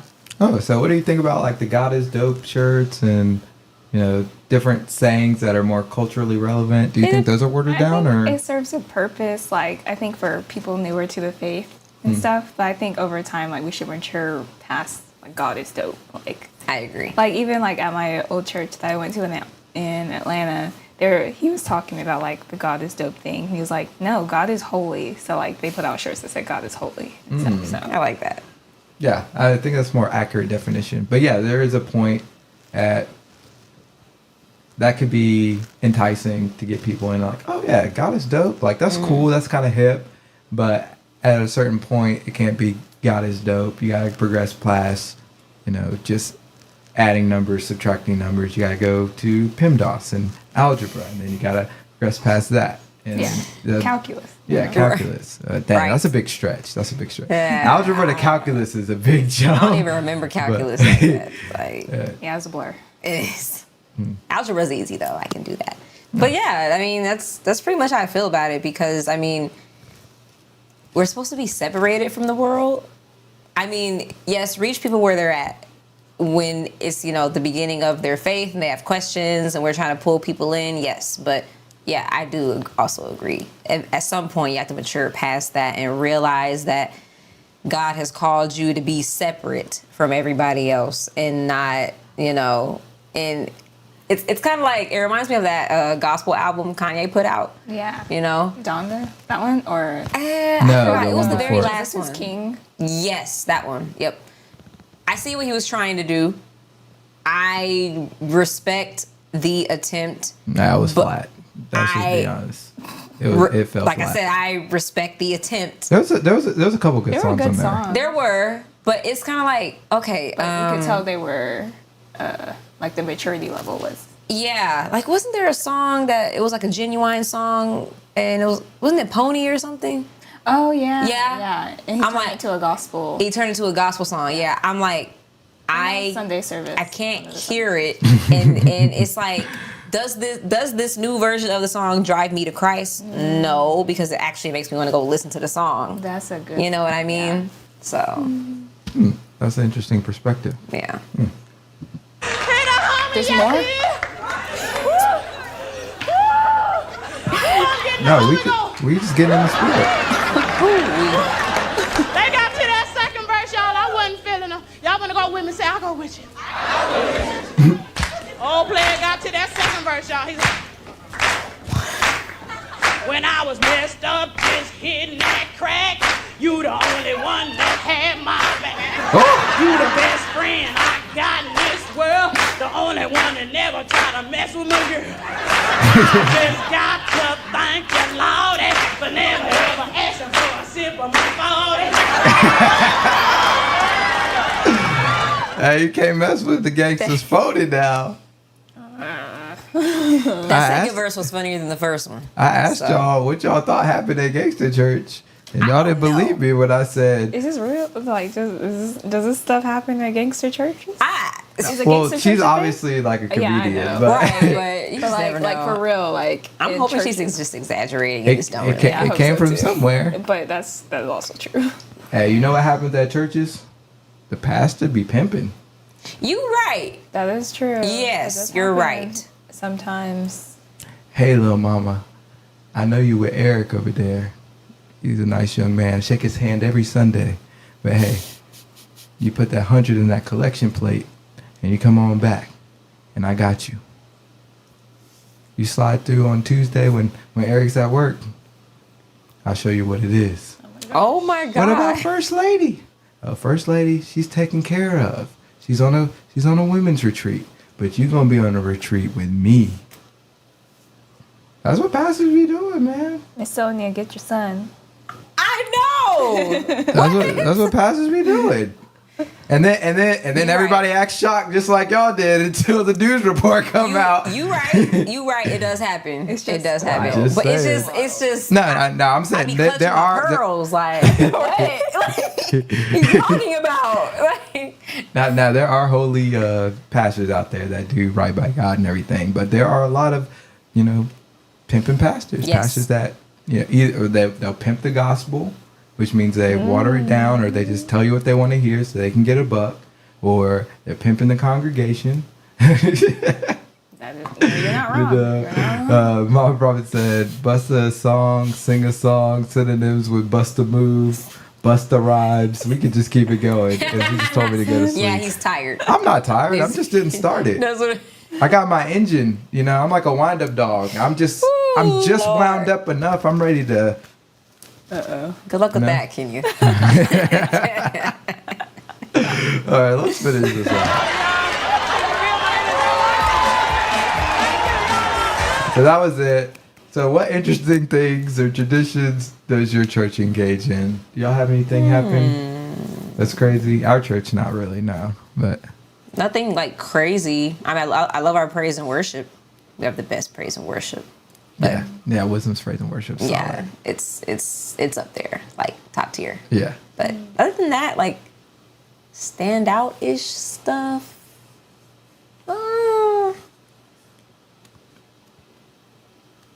I feel bad because I love my church, but like I can't think of anything that's like no, it's good. not Right, no we gangsta church. Like yeah, y'all got it. Not on that level. Well, we want to know what y'all think. Y'all got any gangster church going on? Anything gangster like?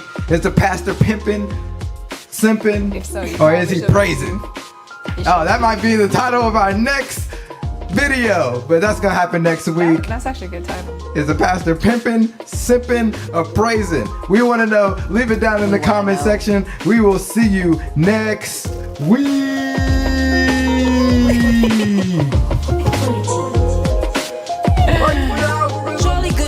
Jolly good show. Can I hear that?